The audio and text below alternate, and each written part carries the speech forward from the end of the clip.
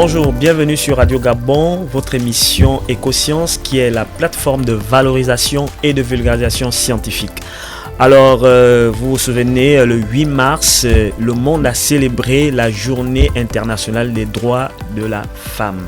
Alors, c'est un grand jour où on rend hommage, en ce qui concerne l'émission Écosciences, à nos brillantes scientifiques qui ont changé le monde dans le domaine scientifique, surtout précisément, allais-je dire, dans divers plans. Et donc, je suis Zéondo Victor, votre présentateur de l'émission Écosciences, accompagné de votre chroniqueuse traditionnelle, Bumbu Lorraine. Bonjour, comment vas-tu? Bonjour Victor, je vais très bien. Et toi?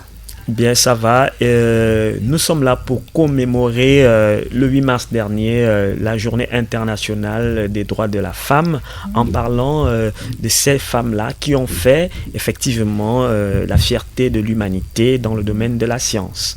Alors, comment vous sentez-vous en tant que femme déjà? En tant que femme, et en tant que femme gabonaise aussi, je me sens très bien, j'avoue. Même si de temps en temps, c'est vrai qu'il y a encore des luttes, notamment dans le domaine scientifique, comme on verra. Sinon, globalement, je me sens vraiment très bien. Je ne vous envie pas vraiment.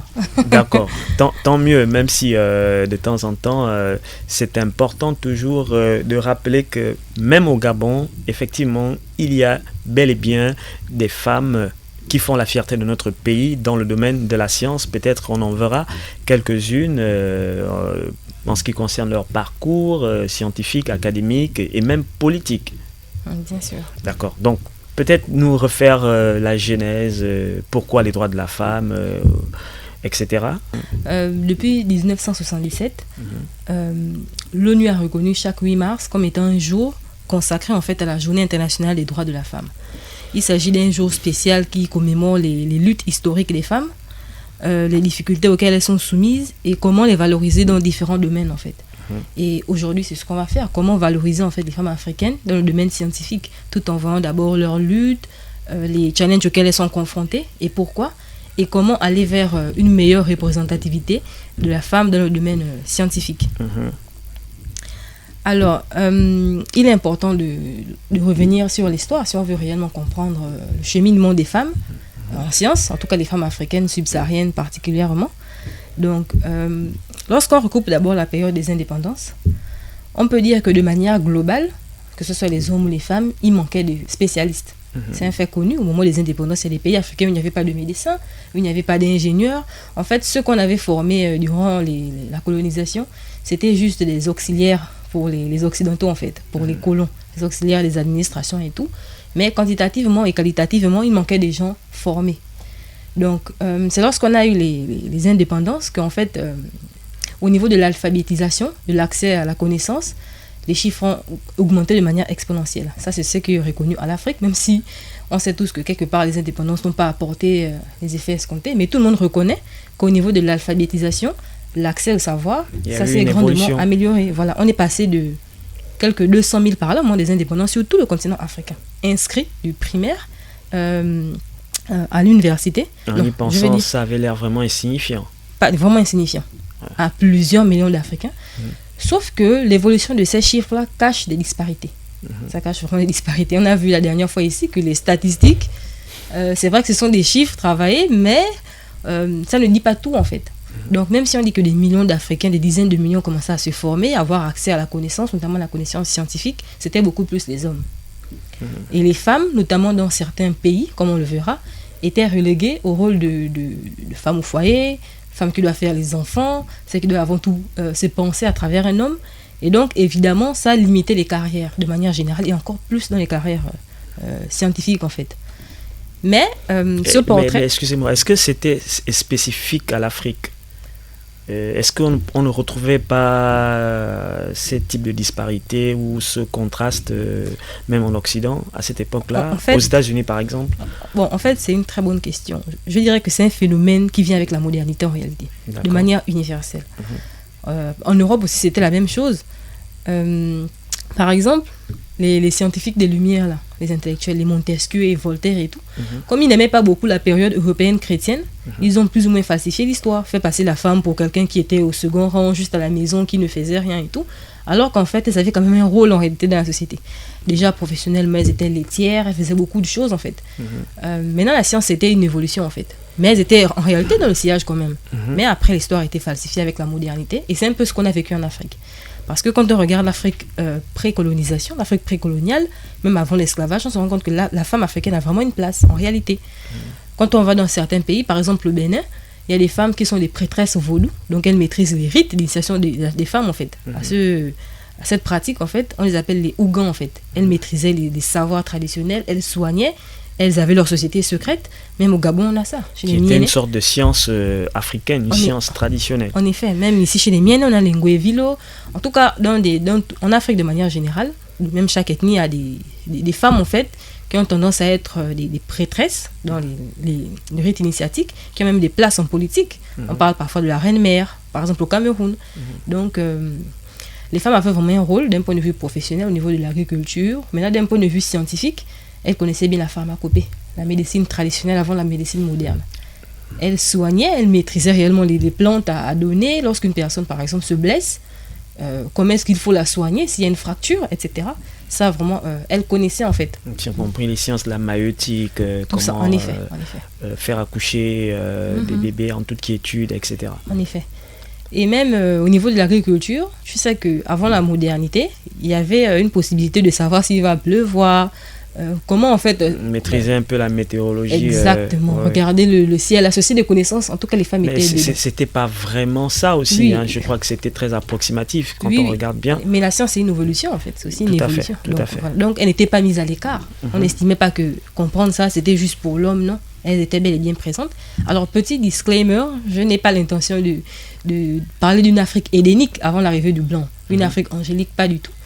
On sait qu'il y a des peuples qui pratiquaient déjà l'excision depuis le 8e ou le 9e siècle, en fait, sur les femmes et qui les réduisaient. Mais en réalité, de manière générale, la femme avait une place. Ça, c'est quelque chose que n'importe quel historien peut reconnaître, en fait. Donc, elles avaient une place. Maintenant, il y a eu la colonisation. Avant tout d'abord, l'esclavage. Ce sont des périodes charnières qui ont vraiment bousculé le continent africain. Des périodes vraiment brutales, où on a eu des inversions de rôle. Donc, la femme qui était d'abord... elle avait une place prépondérante, elle a été remise un peu en arrière. Ce qui fait que quand il y a eu l'avènement de l'école, au début du XXe siècle, fin 19e siècle, ce sont les hommes comme privilégiés. Donc, comme je dis, c'est un peu un phénomène moderne. C'est-à-dire qu'on a commencé à mettre en avant les hommes pour travailler dans l'administration coloniale, et les femmes ont été mises à l'écart, en fait. Elles ont été mises à l'écart, réduit à un rôle de femme au foyer, la femme qui enfante, alors qu'avant, elles tissaient, elles étaient tisserandes, elles étaient laitières, bon ça c'est... Alors précisément, comment se fait l'évolution même dans le domaine scientifique des femmes en Afrique de façon générale et peut-être au Gabon? Quelles sont selon vous les grandes figures qui apparaissent au début du XXe siècle et ensuite au XXIe siècle où nous sommes actuellement? Oui, en Afrique, avec la scolarisation, les luttes des féministes aussi, les Awatiam et consorts, les femmes ont de plus en plus été mises à l'école. Elles ont commencé à aller dans les filières scientifiques. Donc, on a assisté vraiment à un renouvellement en fait, des femmes au niveau de la science. Donc, quand on parle des femmes vraiment pionnières qui ont marqué, il y a un nom, Kenyan, qui revient presque toujours. C'est Wangari, en fait. Elle s'appelle Wangari Maathai.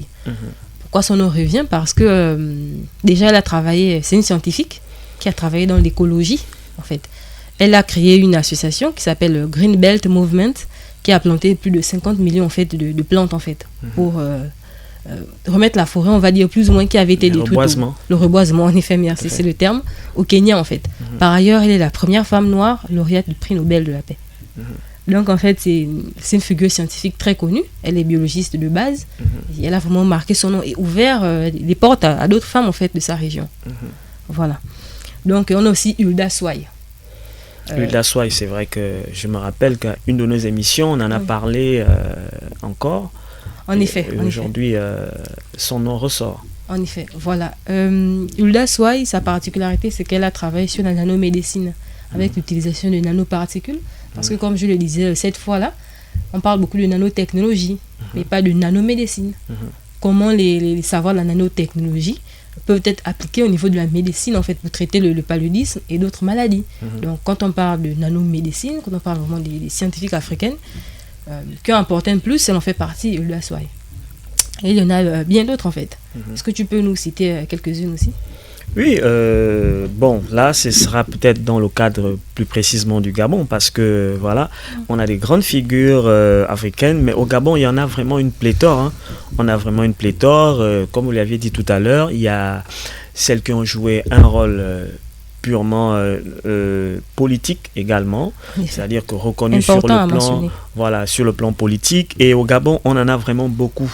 Mais on ne pourra citer que quelques-unes pour faire l'actualité. Aujourd'hui, on parle par exemple du ministre actuel de la Santé, voilà, qui est Madame professeure Elsa Kana Joséphine, épouse Bivigou, par exemple, qui est aujourd'hui ministre de la Santé au Gabon et qui est de base médecin, professeur agrégé de médecine, hein, dans la spécialisation très complexe, qui a fait ses études, qui a joué un rôle très actif d'ailleurs lors de la dernière crise de la Covid-19 au sein de la cellule de riposte de cette pandémie, de cette épidémie au CHU.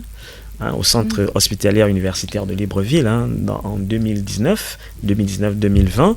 Et comme je disais, qui a aussi un parcours politique, voilà, qui a participé au dialogue national après la transition, etc. Et donc a aussi donné des orientations dans des cellules de ce dialogue-là. Et on peut aussi constater que, en réalité, c'est une scientifique qui a travaillé particulièrement dans le domaine de la médecine et donc qui a aussi fait, je vais dire, ses pas à travers la politique en devenant aujourd'hui ministre de la Santé. Voilà.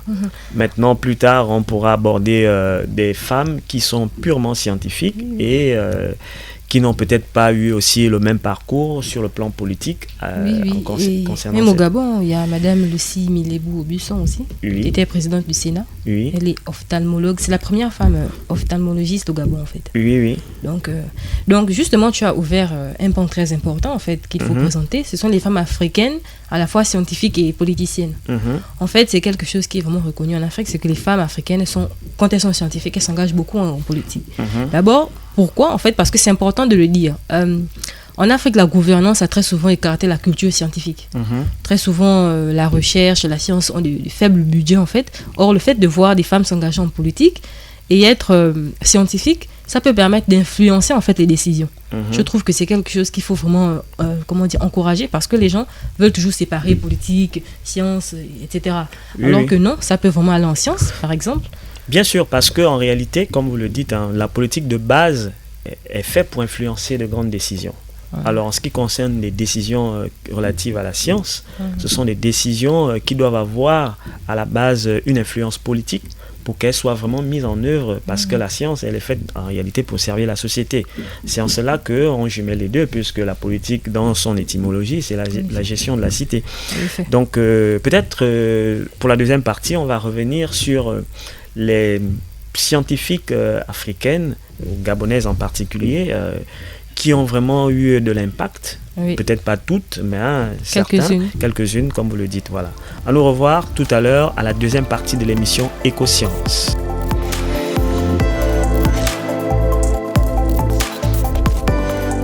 Bienvenue sur la deuxième partie de notre émission Écosciences, votre plateforme de valorisation et de vulgarisation scientifique. On en parlait à la première partie, le 8 mars, qui commémore la Journée internationale des droits de la femme. Et on a abordé quelques grandes figures du monde scientifique concernant les femmes. La chroniqueuse a relevé un certain nombre de noms qui ont vraiment impacté sur le plan scientifique et politique de façon globale les différentes personnes qui ont évolué dans ce sens. Et nous avons pris quelques exemples en ce qui concerne le Gabon, et nous allons continuer dans ce sens en parlant par exemple d'une figure très connue dans le monde de la santé. Toujours, il s'agit du professeur Blandine Akinenge. Alors, c'est une éminente personnalité dans le monde scientifique qui a évolué précisément à l'Université des sciences de la santé à Ovendo. On est ici au Gabon, à Libreville. Alors, c'est une académicienne, hein, ça il faut le dire. Et donc, tous ceux qui sont passés par l'US, évidemment, la connaissent forcément. Pourquoi? Parce que déjà, pour sa spécialité, hein, c'est une pharmacienne. On va plutôt dire une pharmaco-chimiste en réalité. Pour ma part, je me souviens qu'elle faisait même beaucoup de chimie organique à l'époque. Elle a occupé les responsabilités de doyenne de la faculté de la pharmacie. Parce qu'à l'US, il existe une faculté de pharmacie dont elle est la doyenne. Et c'est un éminent professeur titulaire qui intervient au sein du département chimie biochimie. Alors, évidemment, elle a eu des titres internationaux. Hein. Voilà, elle est reconnue internationalement pour ses travaux dans la pharmacopée gabonaise. D'accord?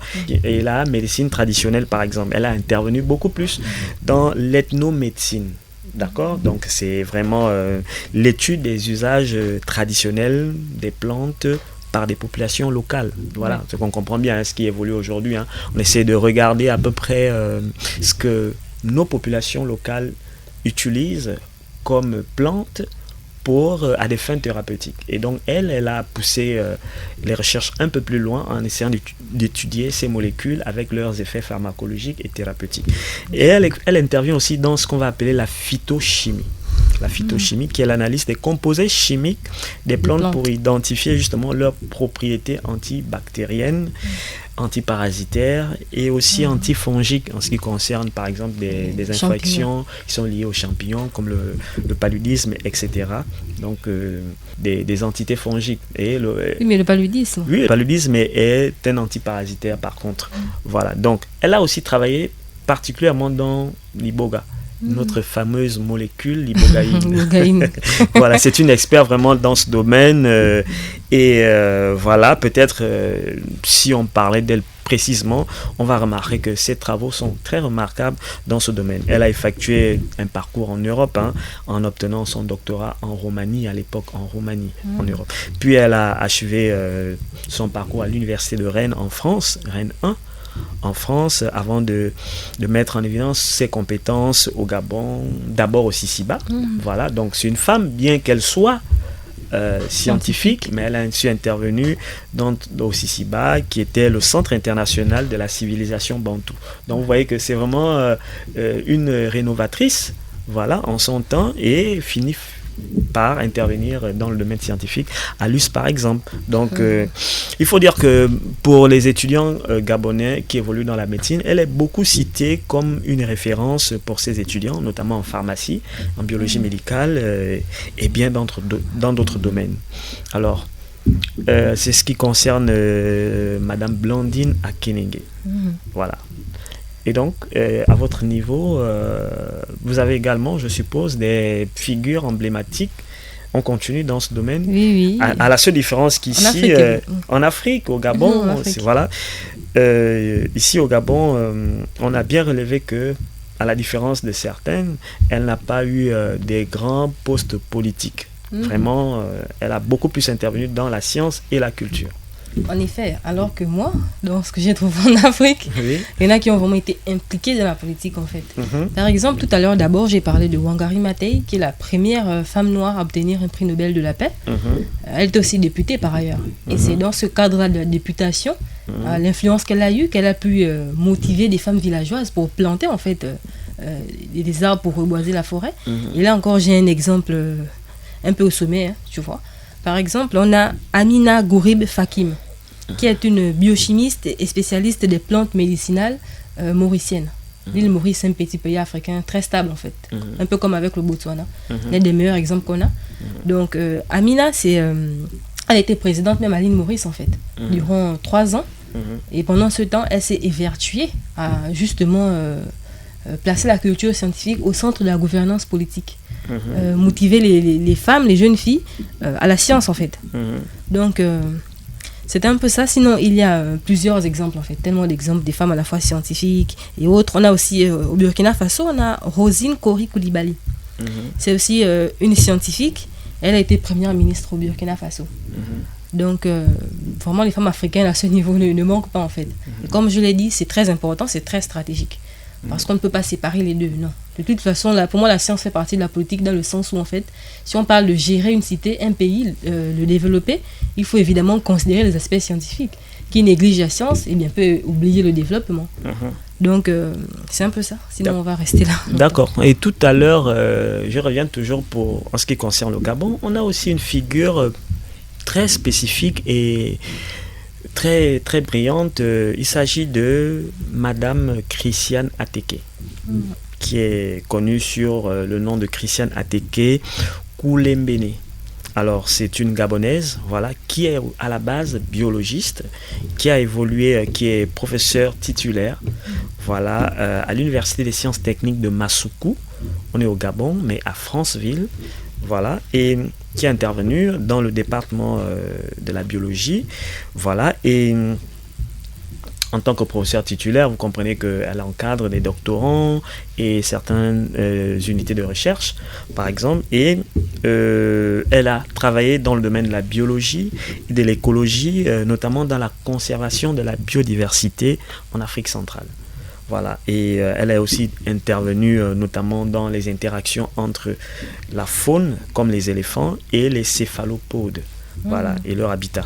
Voilà. C'est aussi une femme qui a travaillé dans le domaine de la santé et de la pharmacopée. Elle a publié beaucoup, elle est auteure de beaucoup d'œuvres scientifiques, notamment utilisées pour la pêche traditionnelle. Donc, il s'agit par exemple des plantes iototoxiques, etc. Elle a aussi travaillé dans le paludisme. Voilà. Et dans l'innovation technologique la plus récente, elle a aussi accompagné certaines recherches dans l'intelligence artificielle, par exemple. Ouais. Donc, c'est une femme très brillante. Ouais. Voilà, elle a rayonné en tant que directrice de recherche où elle collabore régulièrement avec des entités comme les organismes internationaux comme le CIRAD, qui est le Centre de coopération internationale de recherche agronomique pour le développement, par exemple, sur des projets notamment liés à la gestion communautaire de la faune et du développement durable. Donc, c'est une femme très brillante. Pour la plupart des personnes qui sont passées par l'Université des sciences techniques de Massoukou comme moi, voilà, c'est une femme qui est connue un certain temps, notamment dans le département de la biologie et de la biochimie.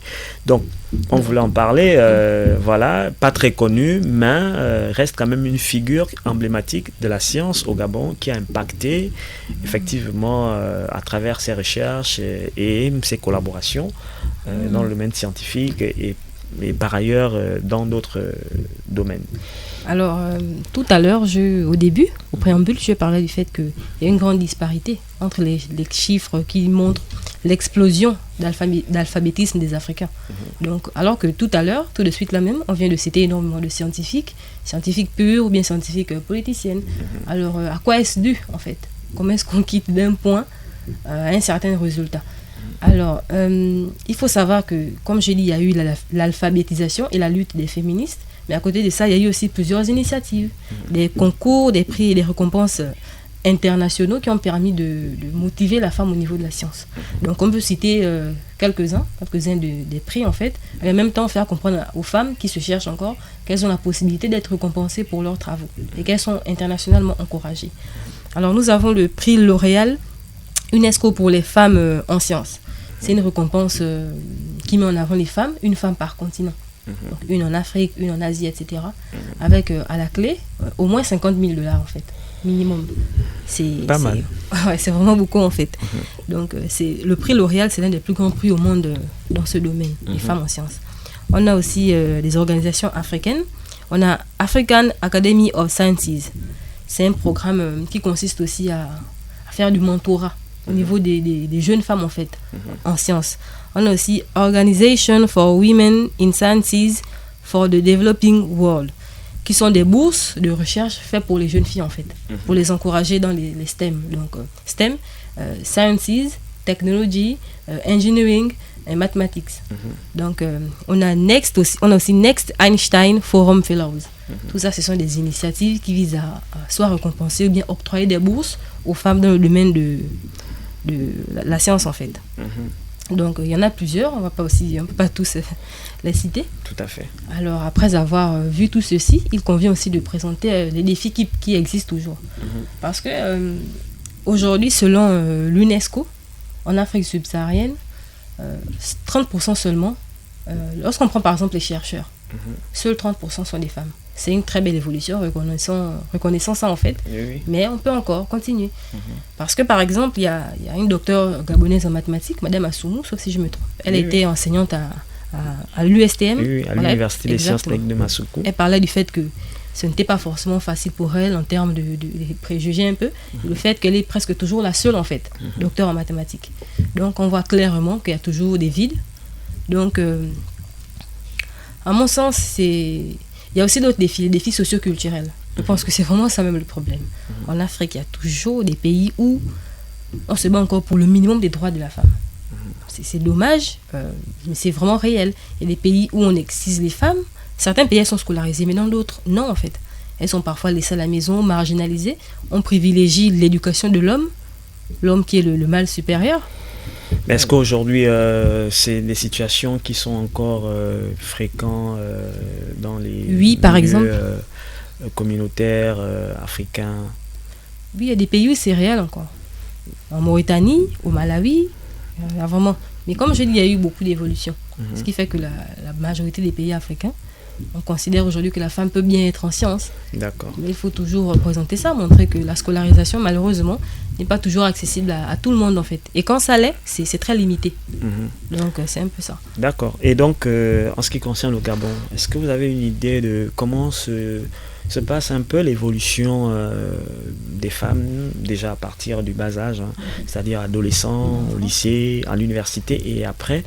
Est-ce que vous pensez que les femmes sont un peu mieux encadrées aujourd'hui en ce qui concerne la canalisation vers des domaines purement scientifiques?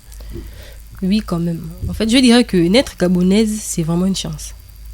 Et je ne dis pas par politique et tout, non. Parce qu'en réalité, que ce soit en politique ou bien dans la formation intellectuelle, les femmes gabonaises ne sont pas vues comme des femmes qui doivent se limiter au foyer. Je veux dire que c'est vrai qu'il y a des hommes qui aiment souvent taquiner les femmes. Oui, ta place est à la cuisine, comme on aime dire. Mais en réalité, il faut reconnaître qu'au Gabon, on est quand même plus évolué que ça.